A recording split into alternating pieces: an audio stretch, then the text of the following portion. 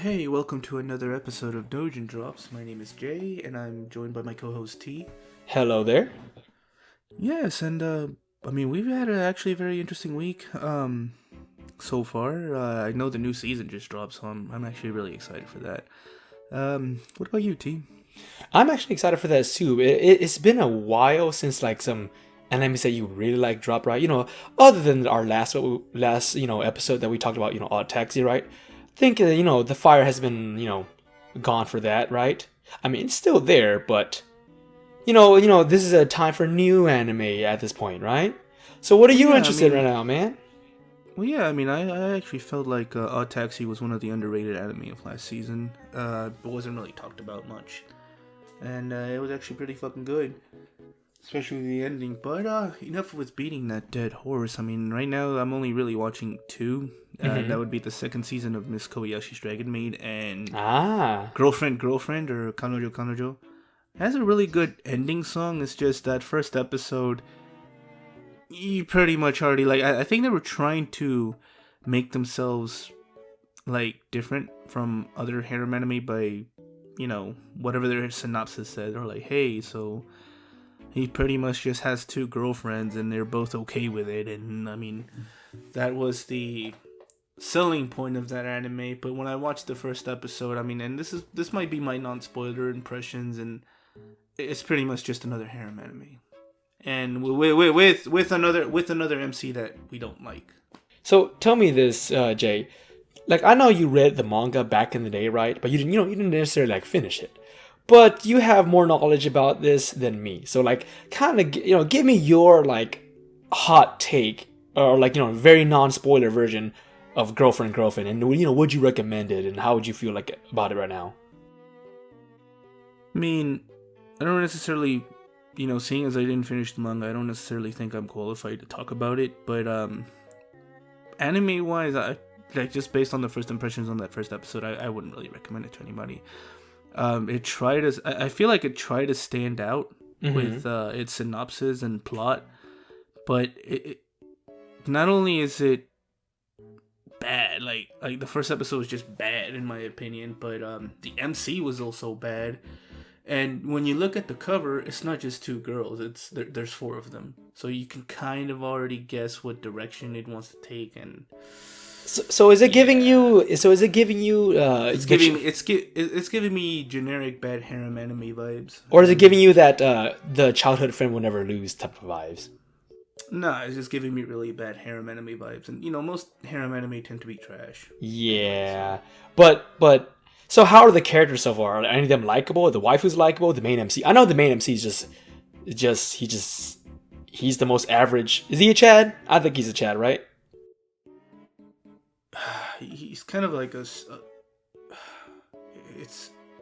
really hard to shine him in a good light. He's just for me he's just fucking retarded. Like, how do you already have a girlfriend and then come to the conclusion because another girl asked you out, like, hey, I should probably ask my girlfriend for permission to date this girl?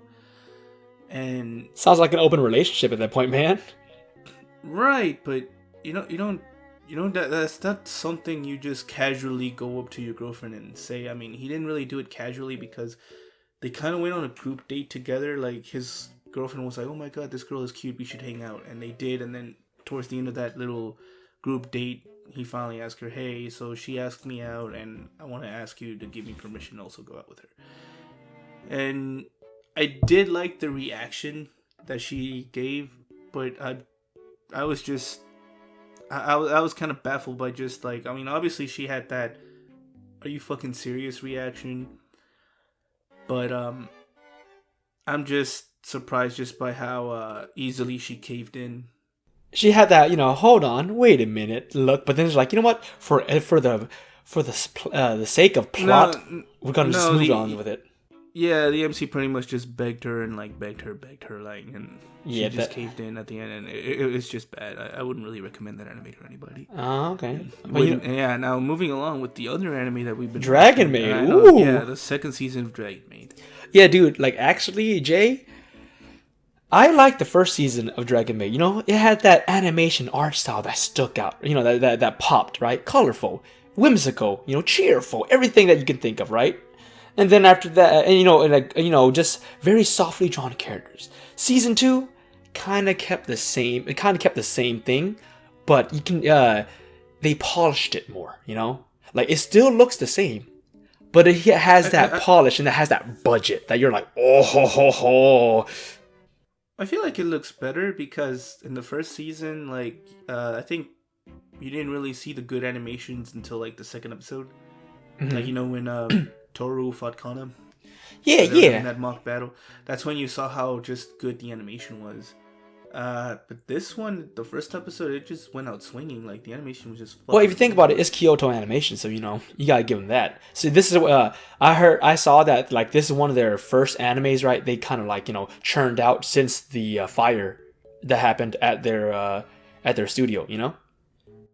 No, I actually didn't know that. I mean, I don't really feel like that's their first time because Kyoto Animation is really big. But I mean, I actually wouldn't be surprised because that fire happened like 3 years ago, like a couple of years. It happened before Corona, man. Hey, look, maybe this is their first like major, major anime like release. I could be wrong. Don't quote me on it, everyone. Don't pitchfork me. But that's what I've heard. It may be wrong, may be right, but. It's good that they're getting back on their feet. I enjoy that, and I also enjoyed seeing the characters come back again. And episode 1 for Dragon Maid season 2 or Dragon Maid S, right, as everyone calls it. Very very nice. It's very nice. Officially called. I think they officially call it Dragon Maid S. Yeah, but I like it. It's nice. I like when what is it? Toro went to that maid episode. That maid cafe, right? Worked there for a bit. Her food's really good. But that everyone's all like, no, don't leave. Everyone loves your food. And you know what? I'm going to teach you guys a chant. And I'm like, I enjoy that. Then, Luca was in there too. Miss Kobayashi is basically Miss Kobayashi. She does what Miss Kobayashi does. She does Miss Kobayashi things. Just kind of like plain Jane things, right? And, Kana's there too. And then after that, there's the character, the elephant in the room. That all the SJWs, all the Twitter warlords, edgelords, just kind of like cried about, was Lulu. Basically the short stacked girl. Jay. Yeah, I kind of felt like it was an overreaction on the part of Twitter because. There are worser things anime has shown us to actually, well, I don't really say to complain or, pitchfork about, but, just more serious stuff. This for me is like nothing new. It's been shown in other anime, and I think the Twitter people are like pretty much acting like this is the first time they've seen this. But look, if you think about it though, the way that Twitter warriors kind of like scream at certain things is kind of like inconsistent, I'm gonna go on a bit of a rant here, but okay, so so you guys know, Jay, you already seen how the first thing you see with Lulu is her massive titties, right? And she's basically what we call short stacked in the US world, right? But the thing is, there are girls out there that are short stacked. They may not have the biggest of titties like her, like Lulu, but there are girls out there like that, right? Now, what I don't get is this, Jay, is that when it comes to boobies, right, titties, right, or chi-chis, right, the U.S. just goes, or the Western world goes ham over it. They lose their freaking minds. Like they go all Salem witch trials on this, right? They even see teddies that are just like slightly above average in terms of their size. They just can't handle it. They lose their minds, right? But whenever they see like big hips and big booty, everything is fine. Everything is just dandy, right? And that's weird because I think we talked about this on our previous podcast. If not, I'll just reiterate it. Is that that's the reason why Hartman hips were invented? AKA Hartman is Hartman. He's the guy who helped draw on a lot of Well, I mean, we've actually discussed this in the past before we even made this podcast, and it's just we already know that the main reason why is just because of the sexualization aspect. I know here in the U.S., blood and gore in movies is fine, but showing just titties is not. Just that sexual aspect of that is just bad. But in Japan, it tends to be flipped. Like boobs and titties are fine. It's just blood and gore is, for them it's more iffy.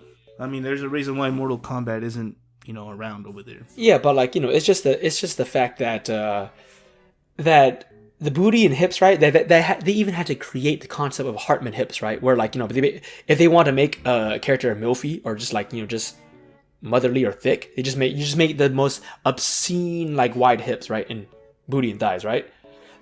That's like nothing to the US. But when they see boobs, oh no. This is a family Christian server. We can't have this on our Minecraft server, Jay. But the thing is like it even goes to like Pixar. Like you seen the freaking like that redhead in the freaking movie Big Hero 6. She's like, I mean, like I know what you mean, but like if anything, I feel like I'm more surprised that people I didn't see much reaction, like, towards the end of season 2, and, it's kind of a spoiler type of thing, but it made it look like Miss Kobayashi, like, has a dick now, like, went full on futa now. And I'm actually surprised that wasn't discussed as well. Well, then again, I mean, I think everybody already knew from the get-go that Lulu was going to be the main topic of controversy.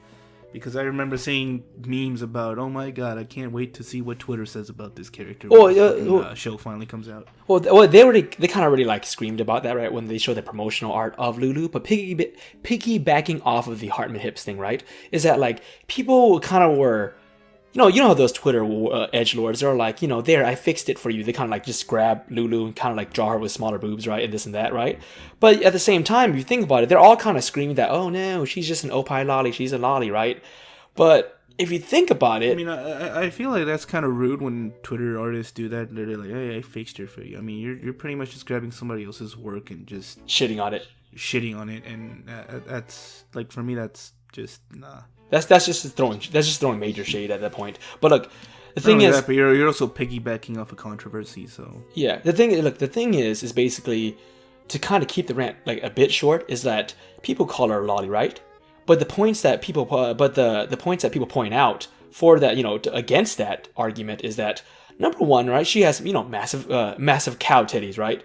Which is kind of a trivial reinforcement like point. But like the major points that actually really like nail it in that she's not a lolly is that, think about it. She doesn't sound like a lolly, right? She doesn't act like a lolly. Like she doesn't act like a kid, right? She doesn't, people treat her as an adult, right? She has a job. She's a working member of society. I don't see how she's a lolly. I'm assuming at that point, like where if you're short and you have like big titties, you're just automatically a lolly. Like just like with Uzaki-chan, you saw how Twitter treated that. They're like, because she was short, she had big titties, she was a child, even though she was technically 20. She was like in college, But Twitter warlords would kind of like scream over anything like that, right? And so we're just, I don't know, to be honest. I'm just not seeing it at this point. Right. I mean, but moving on from the elephant in the room, I think for me, just what I'm really happy about is just seeing Elma again, seeing as how she was actually one of my favorite characters in the show. And I kind of did not like how they kind of showed her late in the first season, but they kind of just went in all out right now. And surprisingly, fun fact, I don't know if many people know about this, but I think she actually had a spin-off manga made about her during this long wait. Oh, I'm not too sure on that, Jay. All I know is that like they did. It's I believe it's called Miss Kobayashi's Dragon Maid, Elma's Office Lady Diary. Ooh. And I feel like, how they made that mini dragon like short anime. I guess it's like you mentioned, it was mostly promotional. I feel like it would have been better off if they just did the spin-off. Dude, they basically put a Heya camp. Yeah, but I just felt like it would have been better if they just did the spin-off rather than the short 2 to 3 minute animation. Jay, fun fact: did you know Heya camp is actually like slightly longer than a mini dragon? Really? Yeah. So you I actually never noticed, because like when I saw the first episode of Mini Dragon and just saw that it was like a 2-3 minute animation type deal. I was like, yeah, I'm not putting myself in this boat again, so I just stopped watching it. So look, basically what I feel like Mini Dragon is just basically filler. Let's be honest here, it's filler, right? But the thing is, like, it's so short. It's so short that you're like, it doesn't even feel enjoyable to watch. Like, it is enjoyable, right, in terms of like what is put out, but how short it was, you can't fully enjoy the experience because it's so short, you know? If anything, it's like they're just throwing a bone at us, and I just, it's like you said, man. Like everything you just mentioned is the reason why I don't like those. Dude, like it's like, dude, the experience of watching Mini Dragon felt like I was watching a filler episode of One Piece, but they basically divided it by like 50. You know, it's kind of like bit by bit by bit by bit by bit, and you're like, what is this? Because you gotta remember, the ending song does take a huge chunk out of the actual episode too. Yeah, that is true. But I'm actually enjoying that Dragon Maid though. You know, the episode. The second season of Dragon Maid. You didn't tell me how you enjoyed it though. How are you enjoying it? Well, I mean, I actually really fucking loved it, and I can't wait to tell me about more episodes come out. Well, I mean, we discussed it already. I mean, I like the fact that you get to see more of Velma. I like that the animation is just as good, if not better, than the first season. And I just like the direction they're going with it. It's pretty entertaining to watch.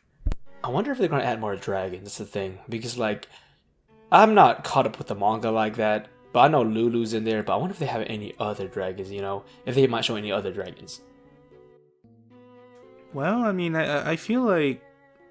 I just feel like with Lulu, she should be the last one, because I don't feel like adding more dragons, like just adding more characters is going to make it more complex. Think of it like, I don't know if you ever seen High School DxD, but it's actually one of the few good harem animes out there. It's still pretty bad because it's a harem, but you know, from the first season they had a cast of they have this, I think it was like 5 like girls that were, you know, part of that harem. But as the seasons, you know, as they kept making new seasons, they just kept adding more and more and more, and it just got to the point where, like, towards the last season, there was just too many to keep up with, and I just felt like it turned into a clusterfuck. Look, man, I feel like this is that, like, I feel like they can add one more dragon, you know, after Lulu, right? You know, they may have done that in the manga, because, you know, but, you know, I haven't read it like that far yet. But it's just that we know that Miss Kobayashi is living with Kana and living with freaking Toru, right? Then we have Fafnir living with that otaku and glasses dude, right? Which is basically Miss Kobayashi's co-worker. Which I don't even know that man's name. He's just so insignificant. He's just there. And then we have the Shota dude with Lukua. And that's about it. Well, then, you know, Emma's living alone. Emma, and she kind of pops in to Miss Kobayashi's domain every now and then. She's like, "Hey, what's up?" And then, you know, you have Toru bullying her, and I'm thinking, you know, what he's doing? Why you bully me? You know, why you bully Emma? Don't bully Emma. She don't deserve to be bullied.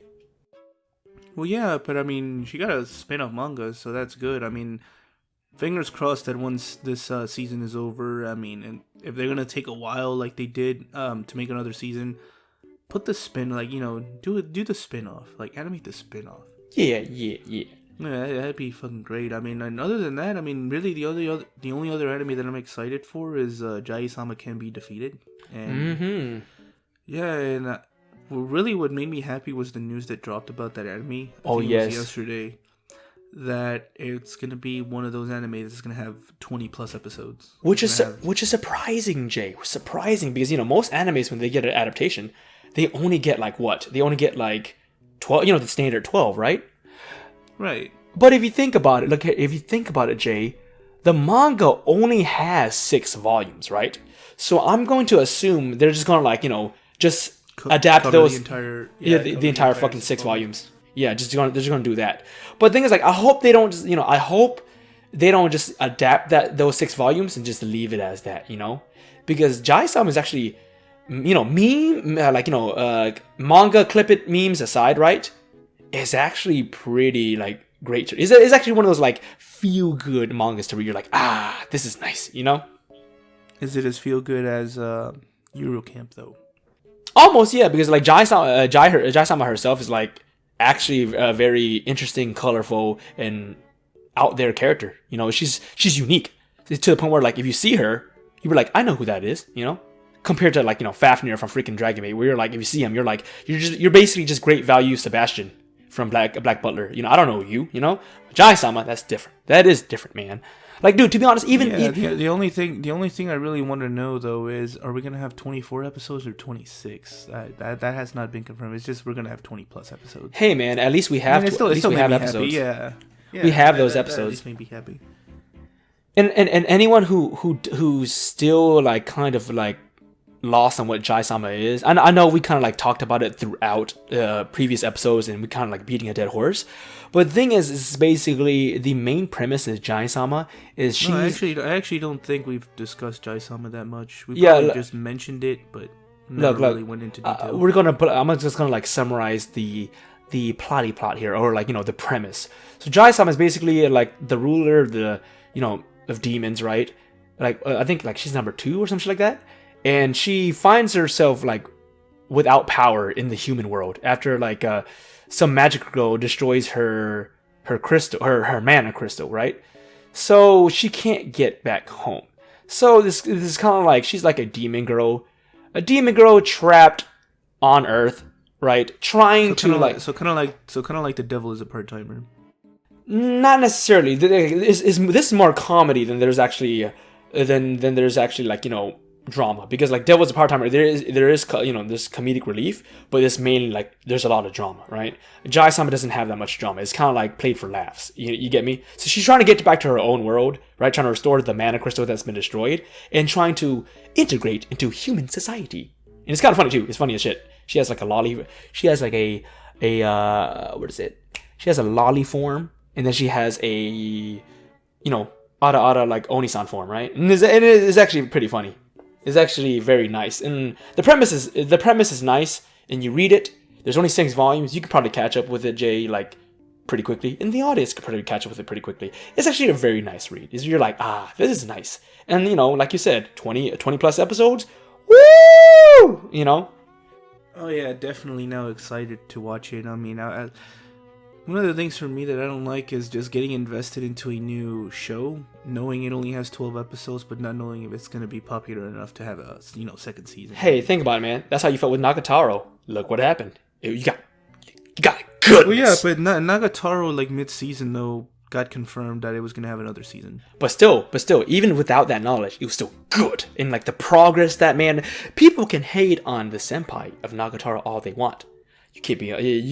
But you gotta admit that there is actual progress being made through those episodes, And in the manga, the progress just goes to the moon. It just goes ham. It just keeps on going. You're like, oh! You kind of like have like a mini orgasm. You're just like, damn, it's the progress. You're like Nikola Tesla or like Thomas Edison. You're like, progress.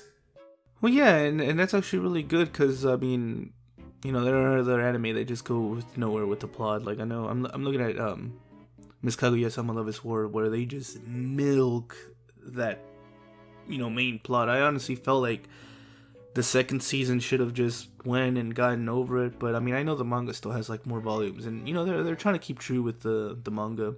Yeah. I understand. Minus the OVA, minus the OVA, which is like something on its own. Hey, that was a fun OVA, and you know it. That was fun. Yeah, it was actually pretty good. Yeah, well, anything. Mm-hmm. You're like, this is exactly what I'm looking for, with the OVA. Oh, yeah, that's exactly what I was looking forward to. I mean, I really enjoyed that fan service OVA. You're like, make more. You're like, ooh, what is this? You're like, hey, baby, I know you want some fan service. You're like, yes, I do. Yes, I do. How'd you know? And the people, they're like, you're like, oh, you guys are degenerates. You're like, I know. This is the degeneracy club. We welcome all degenerates. But yeah, like you said, moving on. I mean, what are you going to say? Yeah, but like, truthfully, I just feel like if they ever make a 3rd season of Miss Kaguya-Sama Love is War, I've actually read the manga. Same here. And actually caught up with it. And I can honestly say, if they make a season 3, I hope they end it with that season 3 and don't make any more, because the later I think after what happens in the Winter Festival arc, Oh, please don't. pretty much around Christmas time. Now, I'm not gonna spoil it or anything. I'm just gonna pretty much give my 2 cents without spoiling it. But I don't like the events that happen after the Christmas Winter Festival, whatever. Like, during school, I don't really like the events that happened. Like, I actually hate it. I feel like the whole manga just took a turn for the worst after that. So I'm just hoping they animate the third season, just end it in the winter episode. I mean, not the winter episode. The winter festival or Christmas time or whatever. I just hope they end it there, because I know from the summer festival where it left off to the winter festival, that's a whole season right there. See, I'm going to basically be a Leonardo DiCaprio, right? And be like this to Jay. I concur with his statement. Do you concur, Jay? I concur. Oh, yes, absolutely. And I mean, I know people might have mixed opinions on it, but that's just mine. I just hope they end the whole series after season 3. In my opinion, like piggybacking off of Jay, as the manga goes on, right? Like, this is kind of spoilers, right, everyone? But there are some side romances or attempted side romances in some other like character development that's not with Shirogane and Kaguya, that is very painful to watch, or like just to see unfold. It's not only painful, but like there's also other arcs, right, that focus on other characters that you're like, why was this a thing? Like, this kind of like this storytelling kind of went out of left field, and you're like, what's going on here? It's kind of bad, actually. Like, they had a good thing going on with the chapters like that they basically showed in season 1, season 2, but after that, as you keep on reading, it's just, I don't know, man. Maybe the author just likes drama, or maybe he just likes bad writing, or he just likes to like rustle your jimmies, because it gets pretty bad, and to the point where you're like, you just don't want to read anymore. It's like, yeah, this author does not like throwing like the characters a bone. They're like, yeah, and me personally, I really just encourage everyone that hasn't, like, that only watched the anime to just keep reading, the manga, read the manga, and just to see, what me and T are talking about, and hey, we'd love to hear your opinions on that. Or just stick with the anime. Like, why put yourself through that torture? Torture. Well, yeah, that's true, but regardless, I just feel like, in fact, I think that's when the really shitty arc happens. Like, I think might happen somewhere in season 3. I actually can't remember, because I read the manga such a long time. I caught up with it. Either way, I mean, do you have anything else to add before we wrap this podcast? Yes. So there is one more anime, right, that I haven't watched yet, but it is actually, I'm gonna watch soon, because it's pretty interesting. And to be honest, I'm actually watching it for the waifu too, because So, but let's be honest here. Everyone's watching for an anime for the waifus or husbandados. You know damn well you're watching it for the waifus and husbandados. I know damn well people who didn't watch Quadruple S Gridman, but not because of Rika and basically the bootleg Mayu. Come on, Jay. You already know. If they didn't have those two characters, Quadruple S Gridman was not going to be watched. Yeah. But I mean, but. Oh, but anyways, I'm sorry for going off there. But the thing is, it's called the Detective is Already Dead. Okay? And the thing is basically, I'm going to tell you the premise of it, everyone, so you guys can kind of grab some juicy bits from it, or kind of understand what the fuck is going on. But basically, there's two MCs. There's the female MC, and then there's the male MC. Male MC basically looks like some, every other average day, Joe in, anime, The thing is, what is it? Somewhere down the line, he got caught, I guess, witnessing a drug deal, right? And I guess he gets in trouble even more, right? I guess he's just bad luck Sally at this point, right? The thing is that after he finally had so much run in with bad luck, he meets this other girl. Her name is Siesta, But the thing is, when I saw her, I'm all like, is that Elena from The Witch Elena, but with short hair? Is basically what she looks like to me. But the thing is, Siesta is a detective, and it's like they have this Watson / Sherlock Holmes type of like dynamic where she somehow drags him in to like be her assistant, and she basically just solve crime. They solve crime together, like in solve crime and take down organizations. Somewhere down the line, she gets yeeted out into existence. She dies, right? And then the male MC, the Watson, he's all like, "Damn, I'm sad now. I'm gonna lay low." He tries to lay low. Attends high school normally, right? And the thing is, Siesta or AKA short-haired Elena comes on nowhere, right? Like that a girl that bears a uncanny resemblance to the detective comes back,